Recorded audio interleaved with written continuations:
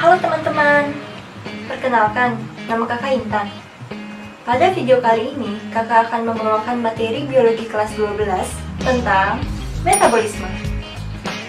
Teman-teman tahu tidak apa itu metabolisme? Kompetensi dasar yang harus dicapai pada materi ini yaitu 3.1, menjelaskan proses metabolisme sebagai reaksi enzimatis dalam makhluk hidup. Serta tujuan pembelajaran yang harus dicapai pada materi ini, yang pertama, siswa harus mampu menjelaskan proses katabolisme sebagai reaksi enzimatis. Dan yang kedua, siswa mampu menjelaskan proses anabolisme sebagai reaksi enzimatis pada makhluk hidup.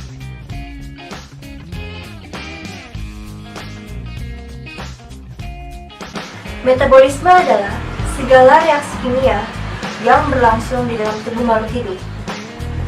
Metabolisme dibagi menjadi dua, ada katabolisme dan anabolisme. Sekarang kita bahas dulu ya, apa itu katabolisme. Katabolisme adalah reaksi penguraian senyawa kompleks menjadi lebih sederhana.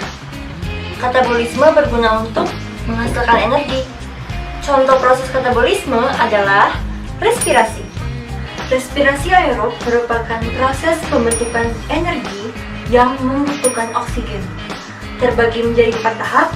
Yang pertama ada glikolisis, yang kedua dekarboksilasi oksidatif, yang ketiga adalah siklus Krebs, dan yang keempat adalah transport elektron. Kita bahas yang pertama, yaitu glikolisis. Glikolisis terjadi di sitoplasma sel. Senyawa yang diubah adalah glukosa.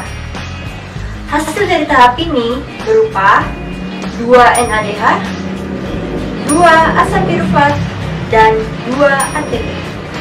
Masuk ke tahap yang kedua, yaitu adalah dekarboksilasi oksidatif. Pada tahap ini terjadi di matriks mitokondria. Pada tahap ini, 2 asam pirufat yang dihasilkan dari proses glikolisis akan dirubah menjadi 2 NADH, 2 asetil-CoA, dan 2 CO2. Yang ketiga yaitu adalah siklus Krebs. Tahapan ini terjadi di matriks mitokondria. Prosesnya yaitu 2 asetil koenzim A yang dihasilkan dari proses dekarboksilasi oksidatif akan diubah menjadi 6 NADH, 2 FHDH2, 4 CO2, dan 2 ATP. Dan yang terakhir yaitu adalah transport elektron. Terjadi di kristal mitokondria.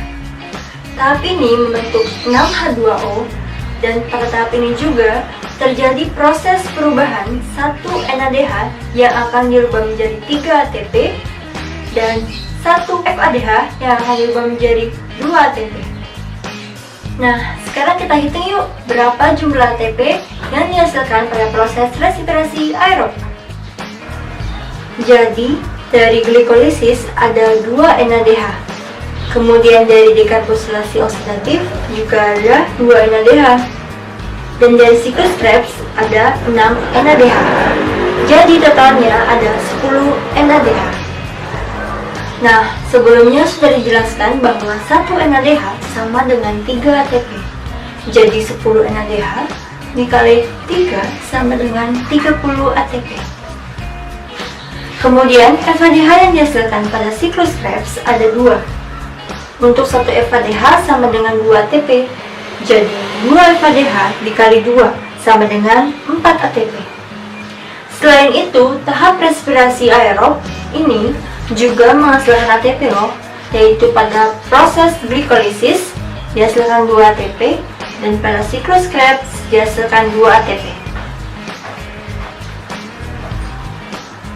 Nah, setelah kita hitung total ATP yang diperoleh dari keseluruhan proses respirasi aerob, yaitu 30 ATP ditambah 4 ATP ditambah 4 ATP menjadi 38 ATP. Sekarang kita ke respirasi anaerob. Respirasi anaerob adalah proses pembentukan energi yang tidak membutuhkan oksigen. Contoh respirasi anaerob adalah proses fermentasi. Fermentasi juga terjadi pada jaringan otot yang kekurangan oksigen karena aktivitas yang berlebihan. Contoh, jika kalian olahraga dan otot kalian merasa sakit atau merasa lelah, maka di situ terjadi fermentasi asam laktat. Nah, tadi kita sudah membahas tentang katabolisme. Selanjutnya, kita masuk ke anabolisme. Anabolisme merupakan proses pembentukan senyawa kimia sederhana menjadi senyawa lebih kompleks. Biasanya, proses ini memerlukan energi. Contoh proses anabolisme yaitu adalah fotosintesis dan kemosintesis.